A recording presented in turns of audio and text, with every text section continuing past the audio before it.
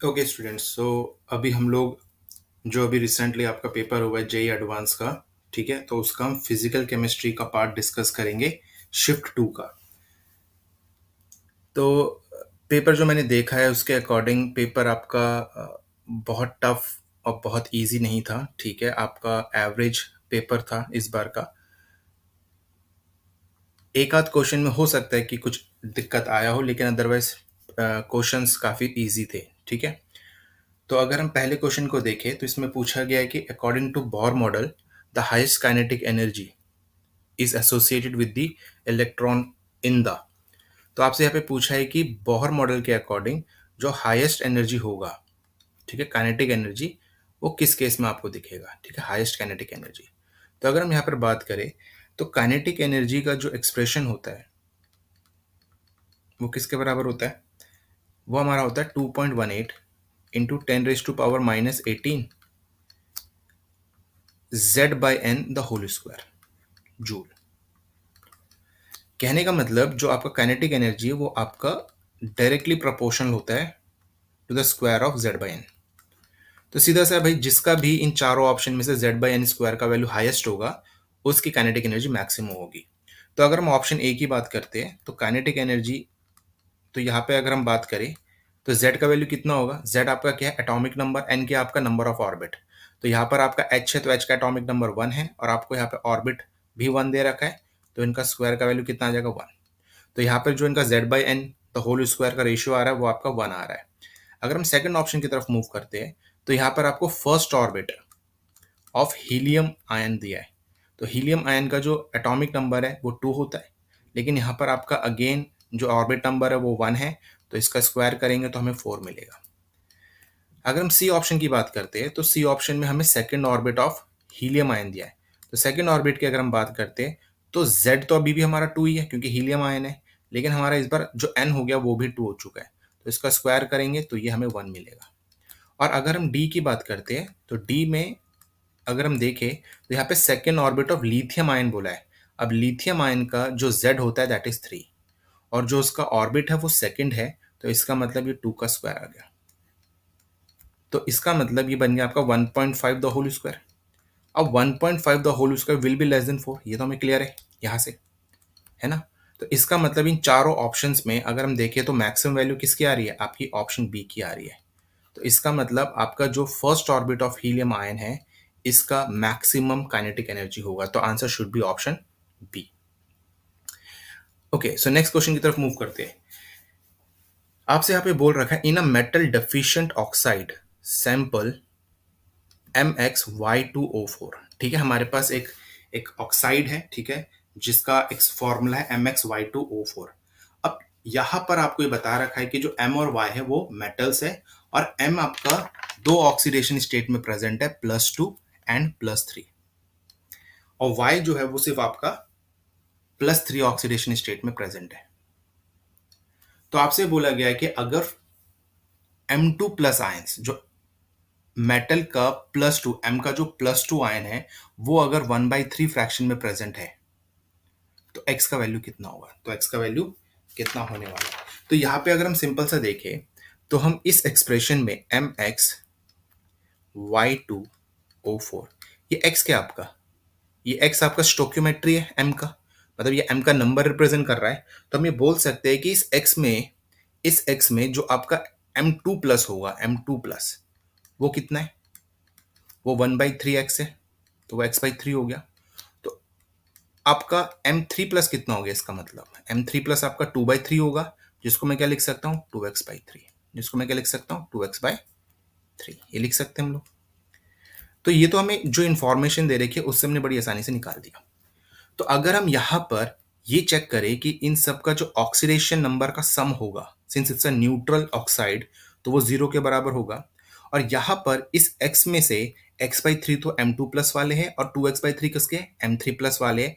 तो अगर मैं इसका ऑक्सीडेशन नंबर का वैल्यू लिखता हूँ तो ये क्या आएगा? ये आपका आएगा 2 इंटू x/3, ठीक है। ये हमने किसका पार्ट का लिख दिया? M2+ का, प्लस पे 3 इंटू 2x/3, ठीक है। प्लस पे अगर हम y की बात करते तो y का ऑक्सीडेशन स्टेट +3 है और इसका स्टोइकियोमेट्री कितना 2 है, तो ये हो जाएगा 2 इंटू 3। ठीक है। और अगर हम ऑक्सीजन की बात करें तो ऑक्सीजन का ऑक्सीडेशन नंबर कितना होता है, हमेशा -2 होता है और इसका नंबर कितना था, 4 है। तो इन सब का सम क्या होना चाहिए, आपका 0 होना चाहिए। तो अगर हम इसको सॉल्व करते हैं तो ये आ जाएगा हमारा 2x/3, ये आ जाएगा हमारा 6x/3 और यहाँ पर ये आ जाएगा हमारा 6 माइनस 8 विच इज 0। तो इसको हम लिख सकते 8x/3 और ये हो जाएगा हमारा 2। तो यहाँ पर ये बन सकता है हमारा x क्या बन जाएगा हमारा 2 इंटू 3/8। ठीक है। तो यहाँ से ये कैंसिल हो जाएगा, 4 हो जाएगा। 3/4 कितना होता है हमारा 0.75। कितना होता है 0.75। तो इसका आंसर आपका ऑप्शन डी आएगा। इसका आंसर हमारा क्या आना चाहिए, ऑप्शन डी। ओके। सो अब नेक्स्ट क्वेश्चन की तरफ मूव करते हैं। इस क्वेश्चन में आपसे क्या बोल रखा है कि जो एक्वस सॉल्यूशन है हमारे पास हाइड्रोजन का, उसको हम क्या कर रहे हैं, इलेक्ट्रोकेमिकली ऑक्सीडाइज कर रहे हैं। क्या कर रहे हैं, उसे इलेक्ट्रोकेमिकली ऑक्सीडाइज कर रहे हैं। तो ध्यान देना यहाँ पर इसका ऑक्सीडेशन हो रहा है। ठीक है, किसका, हाइड्रोजन का। तो पहली इंफॉर्मेशन हमें बोल रखा है कि हम यहाँ पे ऑक्सीडेशन किसका कर रहे हैं, हाइड्रोजन का। और ऑक्सीडेशन हमेशा किसमें होता है, एनोड पे होता है। तो जो भी इंफॉर्मेशन एनोड का हो रखा हो, ऑक्सीडेशन का डिस्कशन हो, N2H4 रखा हो, उस पर हम एक बार ध्यान देंगे। लेकिन अगर कैथोड में N2H4 दे देंगे तो सीधा हम कैंसिल करने वाले हैं। ठीक है। Thereby releasing chemical energy in the form of electrical energy. तो वो आपको बता रहे हैं कि इस ऑक्सीडेशन से आपका केमिकल एनर्जी को हम इलेक्ट्रिकल एनर्जी में कन्वर्ट कर रहे हैं। और जो आपका एक प्रोडक्ट है वो N2 है। तो यहाँ पर जो हमारा एक प्रोडक्ट बन रहा है वो क्या बन रहा है, हमारा N2 बन रहा है, N2। ठीक है। तो आपसे बोला गया कि choose the correct statement about the above process. तो जो ऊपर जो प्रोसेस हो रहा है, जो इलेक्ट्रोकेमिकल प्रोसेस हो रहा है, उसके रिगार्डिंग जो 4 स्टेटमेंट दे रखे हैं, इसमें से कौन कौन सी सही है। ठीक है। ये आपका MSQ, यहाँ पे एक से ज्यादा आंसर हो सकते हैं। तो अगर हम यहाँ पर बात करते हैं, अगर आपका N2H4 का ऑक्सीडेशन हो रहा है बाय ऑक्सीजन, तो इसका मतलब आपका रिडक्शन किसका हो रहा होगा, ऑक्सीजन का। इस पे तो कोई इशू है ही नहीं। ठीक है। और ये कहाँ होगा, ये कैथोड में होगा। ये कहाँ होगा, ये कैथोड पे होगा। अब हम सबको पता है कि जब ऑक्सीजन आपका रिड्यूस करता है, जब ऑक्सीजन आपका रिड्यूस करता है तो वो आपका OH माइनस रिलीज करता है। ऐसा ना। तो कैथोड में क्या होगा,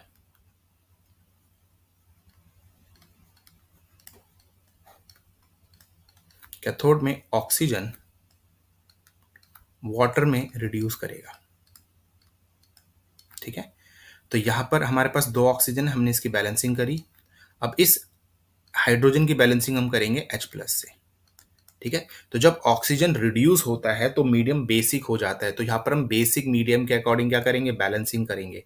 तो इस H+ की हमने बैलेंसिंग कर दी by adding OH minus on both side, by adding same number of OH minus on both side. तो जब हमने इनको ऐड किया तो ये कलेक्टिवली क्या बन जाएंगे, ये 4H2 बन जाएगा। तो ये 4H2 और ये 2H2 कैंसिल हो गया, यहाँ पे 2H2 बन जाएगा। तो ये बन जाएगा O2 plus 2H2O gives 4OH minus. और इलेक्ट्रॉन की बैलेंसिंग करेंगे, अभी चार्ज बैलेंसिंग करेंगे with the help of electrons. तो यहाँ पे आपके -4 है, तो यहाँ पर आपका +4 इलेक्ट्रॉन आ जाएगा। तो ये हमारा कैथोड का रिडक्शन का रिएक्शन है ऑक्सीजन का। अगर हम एनोड की बात करते हैं, जहां पर कि ऑक्सीडेशन हो रहा है, तो यही से क्लियर है कि भाई यहाँ पे जो ये प्रोडक्ट है हमारा N2, ये कहाँ से आया होगा, ये हाइड्रोजन के ऑक्सीडेशन से आया होगा। सिंपल सा लॉजिक है। तो यहाँ पर हमने बोल दिया कि भाई ऑक्सीडेशन जब हो रहा है हाइड्रोजन का, तो इट इज गिविंग N2। ये आपका N2 दे रहा है। तो इसकी अगर मैं बैलेंसिंग करूंगा तो ये क्या आएगा, ये आपका आ जाएगा, यहाँ पे हमने बैलेंसिंग कर ली इसकी 4H+ से। ये मीडियम इज बेसिक, हम सबको पता है कि ऑक्सीजन का जब रिडक्शन होगा तो बेसिक मीडियम बनेगा। तो balancing will be done according to basic medium. तो यहाँ पे 4H+ आ गया। अब इसकी हम बैलेंसिंग करेंगे, इसको हम न्यूट्रलाइज करेंगे by adding the same number of OH minus. ठीक है। अब ऐसा करने से क्या हो गया कि हमारा ये बन गया 4OH minus plus N2H4 gives N2 plus 4H2। और अभी चार्ज बैलेंस करेंगे, यहाँ पे 4 माइनस है तो यहाँ पर हम 4 इलेक्ट्रॉन्स लगा देंगे। तो इसका मतलब आपका जो नेट सेल रिएक्शन है इधर।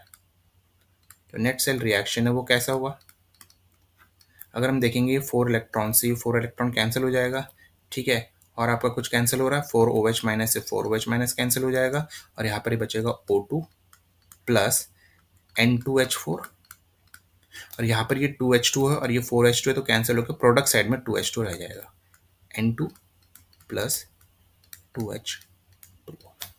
तो ये हमारी नेट सेल रिएक्शन आ रही है, ठीक है। तो हमने देख लिया कैथोड में हमारा ऑक्सीजन रिड्यूस कर रहा है, एनोड में हमारा हाइड्रोजन ऑक्सीडाइज कर रहा है, और cell reaction at the end हमारी ये आ रही है। अब हम स्टेटमेंट में चलते हैं। तो पहला स्टेटमेंट हमसे बोल रखा है OH minus ions react with N2H4, ठीक है, OH minus ions reacts with N2H4 at anode to form N2 gas and water releasing 4 electrons to the anode। तो अभी हम एनोड की रिएक्शन देखते हैं। तो एनोड की रिएक्शन में हम क्या देख रहे हैं कि हमारे पास OH माइनस हाइड्रोजन से रिएक्ट कर रहा है, बिल्कुल ठीक है, और ये नाइट्रोजन निकाल रहा है, वाटर निकाल रहा है, और साथ ही साथ इलेक्ट्रॉन भी निकाल रहा है। तो इसका मतलब पहला स्टेटमेंट तो आपका 100% ठीक है, इसमें कोई इश्यू नहीं है। उसके बाद आपको सेकंड ऑप्शन में बोल रखा है एट द कैथोड हाइड्रोजीन। तो भाई कैथोड में बोल दिया हाइड्रोजन को, और हमें पता है हाइड्रोजन की रिएक्शन एनोड में हो रही है, तो इसका मतलब ये भी हमारा गलत हो गया, ये हमारा क्या हो गया, गलत हो गया। उसके बाद बोल रखा है at the cathode molecular oxygen gets converted to OH minus. यहाँ पे अगर हम देखें कैथोड में, तो हमारा देखो ऑक्सीजन जो है वो OH माइनस में कन्वर्ट हो रहा है कि नहीं हो रहा, तो इसका मतलब ये बिल्कुल ठीक है। तो इसका मतलब ये बिल्कुल आपका सही हो गया। अगर हम डी ऑप्शन में जाते हैं तो आपसे बोल रखा है oxides of nitrogen are major byproducts of the electrochemical process. तो अगर हम यहाँ पे सेल रिएक्शन देखें तो यहाँ पर हमें कहीं पर भी ऑक्साइड्स ऑफ नाइट्रोजन फॉर्म होते हुए नहीं दिख रहे हैं, तो इसका मतलब ये ऑप्शन आपका इनकरेक्ट है। तो इसका जो आंसर है that is option A and C, ठीक है, ओके। अब हम नेक्स्ट क्वेश्चन की तरफ चलते हैं। तो यहाँ पर आपसे बोल रखा है to form a complete monolayer, ठीक है, हम एक मोनोलेयर फॉर्म कर रहे हैं of acetic acid on 1 gram charcoal. तो इसको इस तरह से समझते हैं, समझो हमारे पास ऐसा एक, ये हमारे पास चारकोल है, ठीक है, ये चारकोल है, और यहां पर क्या हो रहा है, आपका एसिटिक एसिड के मॉलिक्यूल्स एड्सॉर्ब हो रहे हैं ऐसे करके, ठीक है, और मोनोलेयर बना रहे हैं। मोनोलेयर का मतलब है कि एक साइड में सिर्फ एक ही मॉलिक्यूल एड्सॉर्ब होगा, एक से ज्यादा एड्सॉर्ब नहीं होंगे, ठीक है, तो ये मोनोलेयर बना दिया। अब यहाँ पर आपको बता रखा है कि चारकोल का जो हमने मास ले रखा है वो 1 ग्राम ले रखा है, और इस मोनोलेयर को फॉर्म करने के लिए जो एसिटिक एसिड हमने यूज किया है, ठीक है, वो कितना यूज किया हमने, 0.5 मोलर का एसिटिक एसिड का 100 ml। तो इसका मतलब यहाँ पर हम बोल सकते हैं कि जो एसिटिक एसिड यूज हो रहा है, ठीक है, वो कितना हुआ, 100 × 0.5, जो बन जाएगा आपका 50 मिलीमोल्स। क्या बन जाएगा ये, 50 मिलीमोल्स, ठीक है, ये हमने लिख लिया। तो इतना CH3COH हमने यूज किया है। अब आपसे ये बोला गया कि some of the acetic acid remain unadsorbed. तो अब हमने जो इतना यूज किया 50 मिलीमोल्स जो हमने यूज किया, इसमें से कुछ अभी क्या हो गए, अनएड्सॉर्ब रह गए, सारे के सारे एड्सॉर्ब नहीं हुए, और जो अनएड्सॉर्ब पार्ट है उसको न्यूट्रलाइज करने के लिए हमने इतना ml 40 ml of 1 molar NaOH use किया है। तो इसका मतलब ये जो हमने NaOH यूज किया ये किसको न्यूट्रलाइज करेगा, अनएड्सॉर्ब CH3COH को। तो अगर हम इनकी रिएक्शन लिखे एक बार,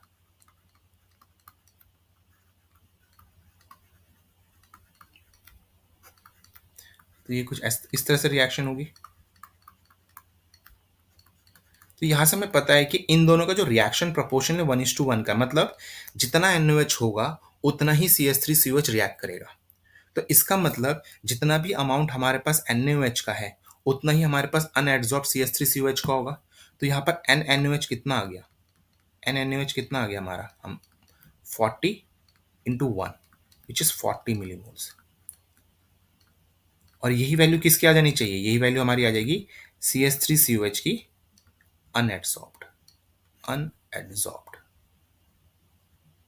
ठीक है। तो देखो हमने यूज इतना किया और इतना अनएड्सॉर्ब्ड रहा, तो इसका मतलब जो आपका CH3COH एड्सॉर्ब्ड हुआ, जो एड्सॉर्ब्ड हुआ वो कितना है, वो है 50 - 40 10 मिलीमोल्स। कितना है वो, 10 मिलीमोल्स। क्लियर है? अब आपसे बोला गया कि if each molecule of acetic acid occupies P into 10⁻⁻23 metre square, तो मतलब एक एसिटिक एसिड का मॉलिक्यूल इतना एरिया कवर कर रहा है चारकोल में, तो P का वैल्यू कितना होगा। और आपको सरफेस एरिया भी बता दिया, है चारकोल का। तो सरफेस एरिया जो होगा चारकोल का, है ना, जो TS से होगा, टोटल सरफेस एरिया होगा चारकोल का, वो किसके बराबर होगा? वो बराबर होगा number of molecules of acetic acid adsorbed into पे area of cross section of acetic acid। ठीक है, area of cross section of acetic acid. तो यहां पर हमारा टीएस से कितना दे रखा है, हमें टोटल सरफेस एरिया कितना दिया, 1.5 इंटू 10 का स्क्वायर, तो जिसको मैं 150 लिख लेता हूं सिंपली। एन मुझे कितना बता रखा है, एन मुझे बता रखा है कि ये मेरा एड्सॉर्ब्ड मिलीमोल्स है इतना। तो यहाँ से मैं एन बड़ी आसानी से निकाल सकता हूँ, तो मैं क्या लिख सकता हूँ, it is equal to 10 into 10⁻³ moles, है ना। और हम इसे क्या लिख सकते हैं, हम इसे लिख सकते हैं 10 इंटू 10⁻³ इंटू 6 इंटू 10⁻23। तो कितना आ जाएगा ये, 6 इंटू 10⁻, ये -2 हो जाएगा, और ये 21, तो ये 21 मॉलिक्यूल्स ऑफ एसिटिक एसिड। ठीक है, इतना एब्जॉर्ब है, तो ये एन हो गया, ये क्या हो गया हमारा, ये एन हो गया। अब इस वैल्यू को इधर रखते हैं, तो यहाँ पर कितना हो गया ये 6 इंटू 10⁻21। और इसका एरिया कितना दिया, इसका एरिया दिया P इंटू 10⁻⁻23, 10⁻⁻23। तो P हमारा कितना हो जाएगा, P हमारा हो जाएगा 150 अपॉन पे 6 इंटू 10⁻⁻2। कितना हो गया हमारा, 6 इंटू 10⁻⁻2। तो जब हम इसे यहाँ पे सॉल्व करेंगे, तो इसे हम क्या लिख सकते हैं, 15 इंटू 1000 अपॉन पे 6। तो ये कितना हो जाएगा, ये हो जाएगा 5/2 विच इज 2.5। तो ये हमारा आ जाएगा 2500। ये हमारा कितना आ जाएगा 2500। So this is the value of P। तो P का वैल्यू हमारा आएगा 2500। क्लियर?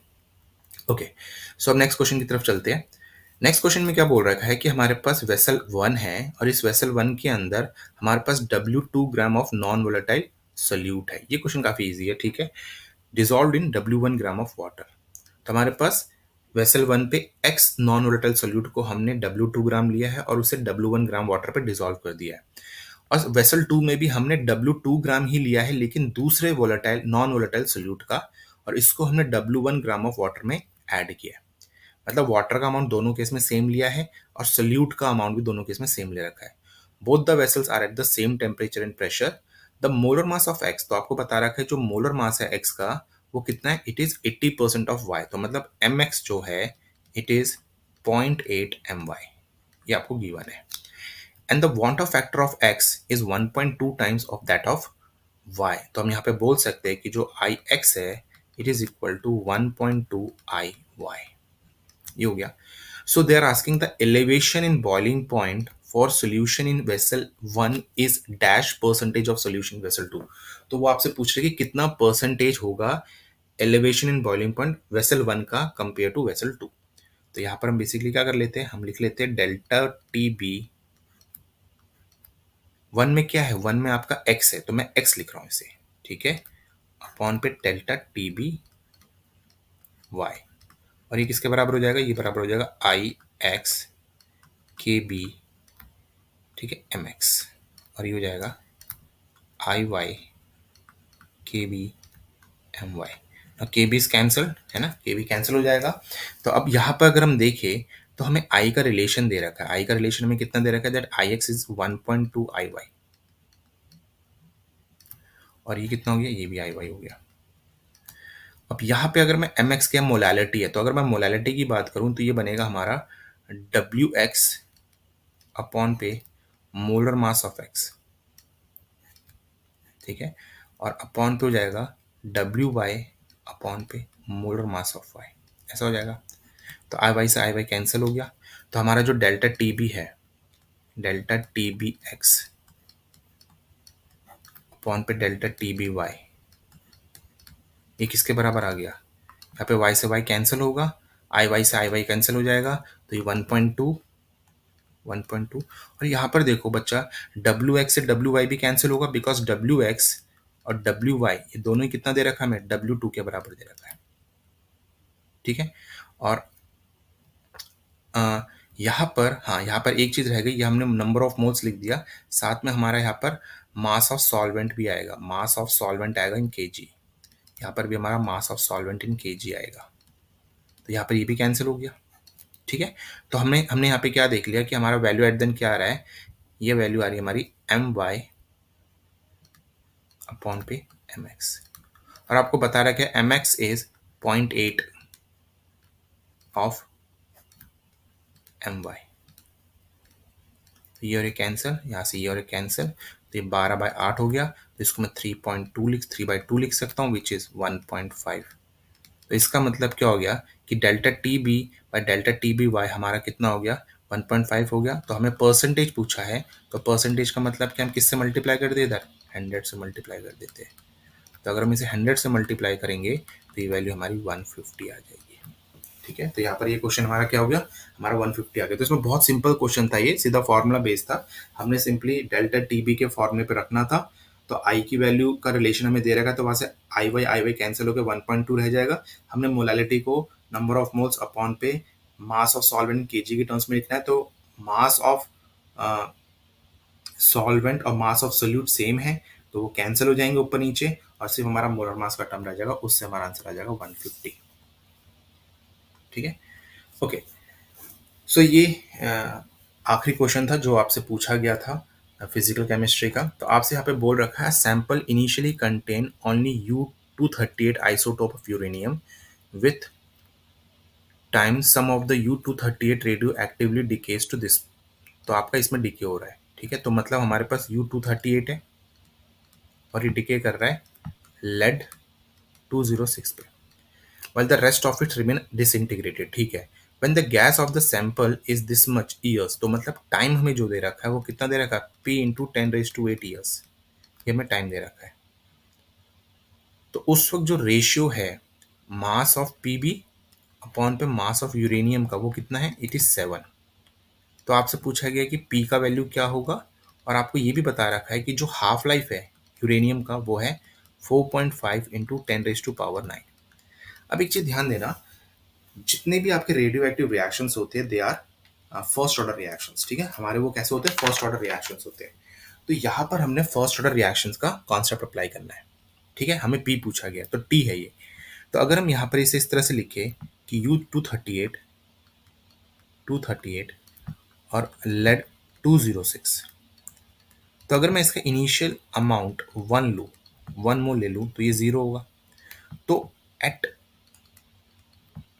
P इंटू 10⁸ ईयर्स, इतने साल में ये अगर 1 माइनस एक्स हुआ तो ये कितना हो जाएगा, ये एक्स हो जाएगा।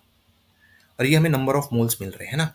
तो अगर हमें नंबर ऑफ मोल्स का मास में निकालना है वैल्यू, तो हम क्या कर सकते हैं, हम मोलर मास से मल्टीप्लाई कर देते हैं।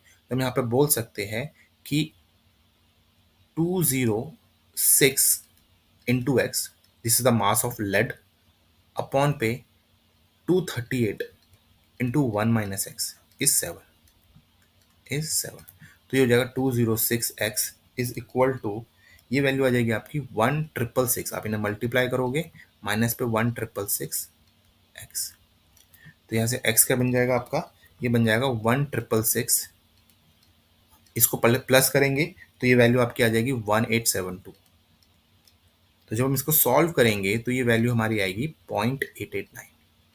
तो देखो हमने x की वैल्यू निकाल दी, हमने निकाल दिया कि हमारे पास कितना नंबर ऑफ मोल्स कंज्यूम हो गया, कंज्यूम। ठीक है, तो इसका मतलब जो n यूरेनियम रिमेनिंग है, रिमेनिंग, वो कितना हो गया, वो हो गया 1 माइनस जो कंज्यूम्ड है, जो x की वैल्यू है 0.889, 0.889, और ये कितना बचेगा, ये बचेगा 0.111। तो अब हम यहाँ पर फर्स्ट ऑर्डर का इंटीग्रेटेड रेट इक्वेशन यूज करते हैं। अब वो क्या कहेगा, ln u नॉट अपॉन पे u is equal to 0.693 by T half into पे टी।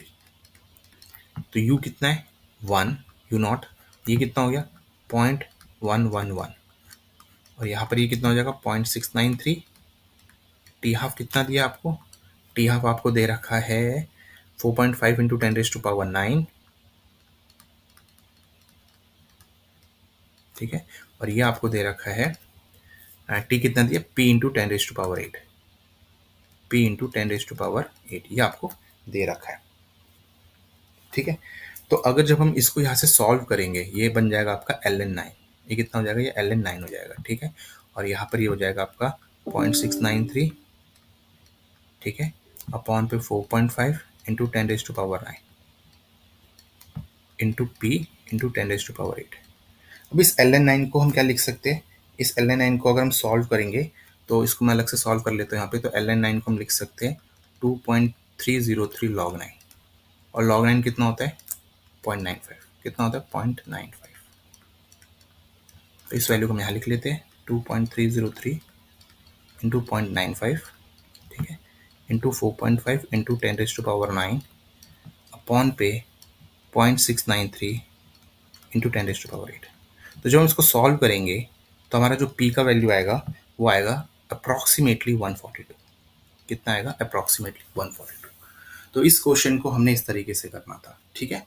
कई कई स्टूडेंट्स ने इसे जल्दबाजी में हो सकता है नंबर ऑफ मोल्स के थ्रू कर दिया, आंसर क्लोज ही आ रहा है, ज़्यादा फर्क नहीं आ रहा है, लेकिन हाँ जो क्वेश्चन में दे रखा है हम उसके अकॉर्डिंग चल रहे हैं, ठीक है।